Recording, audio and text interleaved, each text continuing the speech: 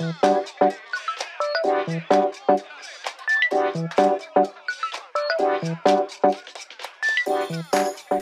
رفقا ارادت، امروز با آخرین نسل پرادو در خدمتتون هستم.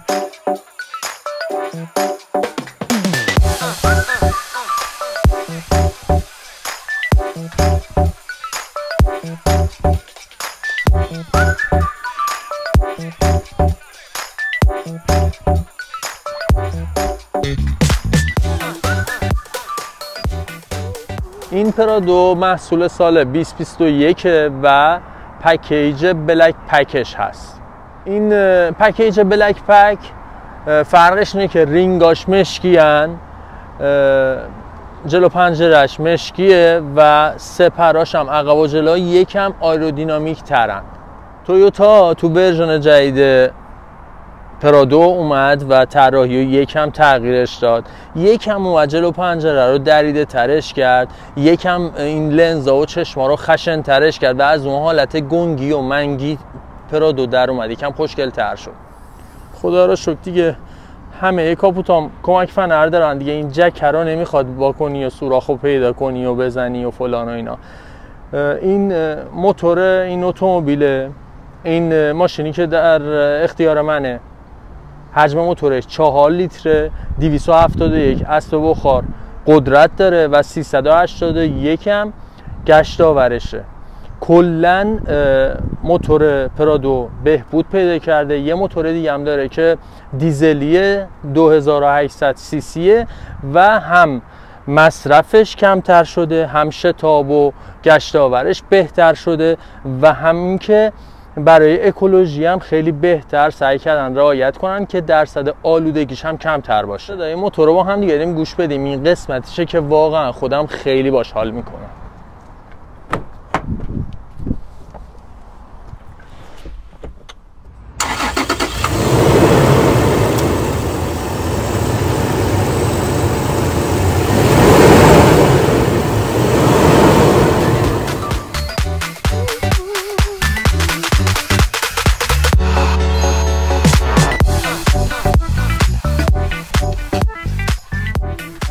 که دیدین کلن پرادو تو این ورژن جدید یکم عضلانی تر شده، وگرنه همونی که بود.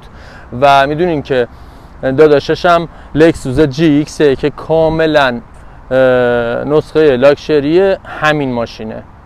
این هم پشتش، چراغای خوشگلش، صندوقش که استایل خودشو داره، درش این طرفی باز میشه.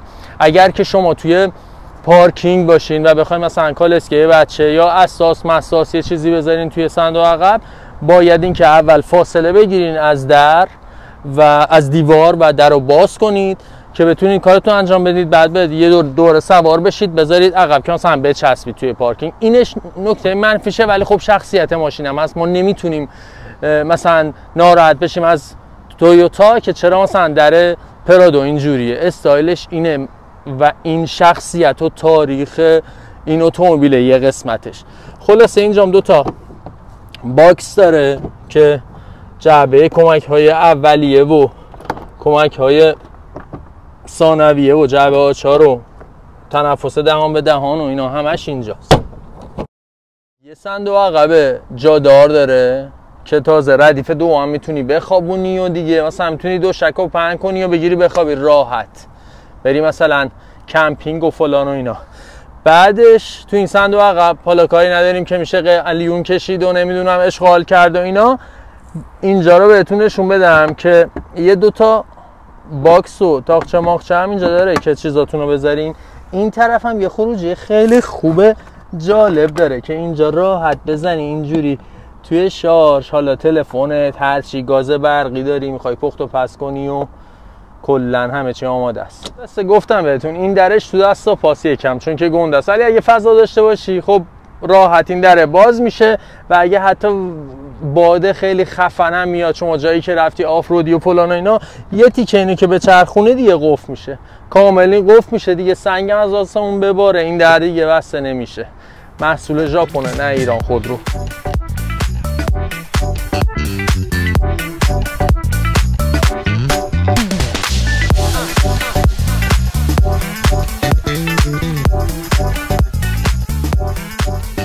شدن ردیف عقب و جلوش با هم دیگه فرق داره. جلو یا کلا شاید آدمای جدی باشن، عقبی ها باید سری به جلو یا بپیوندن بپرن بالا برن. کسایی که صاحبای این ماشینان اکثرا خیلی کار دارن و جدی ان اینا. خلاصه مدل عقب سوار شدنش اینجوریه، یکم باید با سر بپری تو. خلاصه بعد حالا جاداری و ایناشو بهتون بگم، این ردیف عقبه، صندلی عقب میشه یکم داد عقب، ولی به نظرم نرماله دیگه. از این ماشین دیگه غول تر نمیشه کردش. ولی خب من خودم به عنوان راننده با قد 1.78 که اون طرف میشینم، شاید این بر یکم برام تنگ تر باشه، ولی در کل خوبه، اوکیه، خیلی بهتر از به هر حال CUV هاست.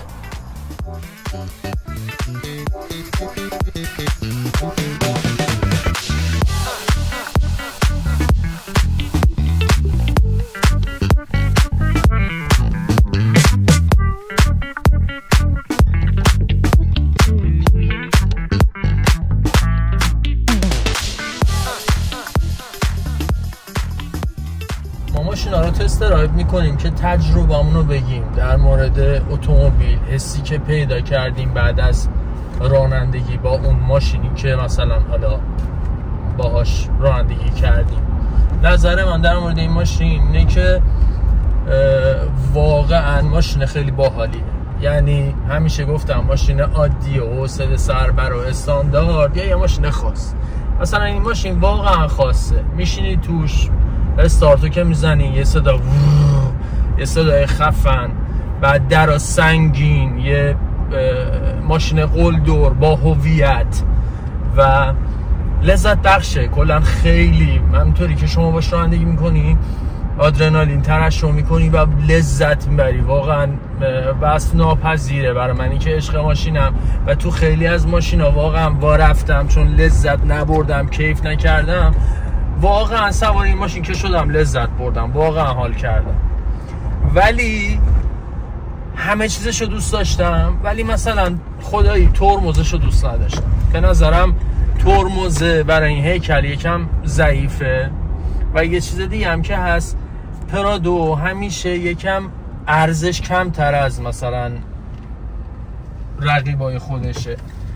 رانندگی باش میکنی 100% هم احتمال چپ شدنش خیلی کمه، به خاطر اینکه به هر حال این ماشینو با بروزترین تکنولوژی ها و مهندسی ها ساختن که مرکز ثقلش، انرژی هایی که بهش وارد میشه، کشش زمین و خلاصه خیلی از اتفاقات و فرمولای فیزیک یه جوری هماهنگ کردن که این ماشین دست ناشی باید باشه تا چپ کنه. ولی به هر حال شما اون حالت مطمئن رو نداری، چون یه موقع رو ترمز که میزنی یا شتاب کش میدی یا توی پیچا یه دفعه اتاقش کج و راست میشه، یکم به استرس میده.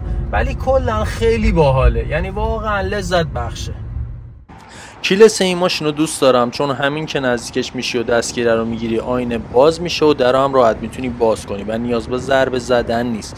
فقط برای بستن باید لمس کنی دستگیره رو تا ماشین بسته بشه. یه چیزی که برای من نکته منفیه اینه که وقتی شما سمت درب عقب میری، اینم به خاطر امنیتشه که اگه راننده در جلو رو باز کرد در عقب باز نشه. برای همین اگه شما برین به طرف در عقب باز نمیشه. اول باید در جلو رو لمس کنید و بعد در عقب رو باز کنید.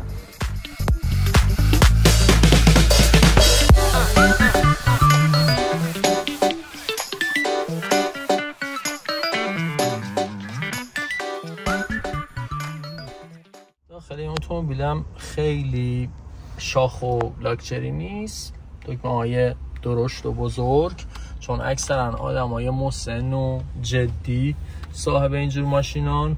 یه مانیتور داره، دوربین عقب، آپشناش، گرمایه، سرمایش، یه گنجه اینجا داره که موبایلتون مثلا میتونید بزنید داخلش. دکمه‌های دیفرانسیلش هست، استارتش این بغله، جاش جالبه، گرم کنه فرمون داره. خلاصه چیزای استاندارد همه رو داره، به غیر از این چند وقتی که رانندگی بین خطوط خیلی جدی بود و مهم بود، فقط این نبود. وقتی که استارت میزنین فرمونش هم میاد پایین، خوشاینده. کورس کنترلش مثل همه تویوتا این بغله اهرمیه. دکمه های ولوم و سیستم پخش و فلان و همه چیزش روی هم فرمون هست هم روی مانیتورش خوشایندیش به اینه که تاچ هم هست، راحت میتونی هرچی میخوای یا انتخاب کنی و پلی کنی و نمیدونم از این حرف. شیپ این ماشین استیشن واگنه، کلاسش SUVه و واقعا یه، حالا ما اصطلاحاً اشتباه هم هست درست نیست ولی ما میگیم شاسی بلند و واقعا یه شاسی بلنده واقعیه، چون پلتفرمش پلتفرم سدان نیست مثل کراسوور و پلتفرمش پلتفرم مثل کامیونه و ارزم حضورتون که ماشین تکون میخوره. اگر کمر دردی هستین زیاد این ماشین مناسب شما نیست، مثل اس کلاس یا بیزنس کلاس ها مثل سری 7 نیست که نرم باشه و اینا، لذت خودشو داره. 2 محور، موتورش هم 4 لیتریه و 6 سیلندر که قدرت و ایناش هم براتون اون موقع گفتم. با کیفم اومدم بیرون که برای خداحافظی شبیه صاحبین این اتومبیل باشم. حالا یکم کشورهای دیگه با کشور ما فرق دارن، اکثرا این ماشینا رو بیزنسمنا سوار میشن یا محافظین، هر کسی سوار هر ماشینی نمیشه. با شما بود رسول از کپ بای کارز. امیدوارم از تست امروز خوشتون اومده باشه. حتما ساپورت کنید، حمایت کنید از کانال خودتون. ارادتمند، خدا نگهدار.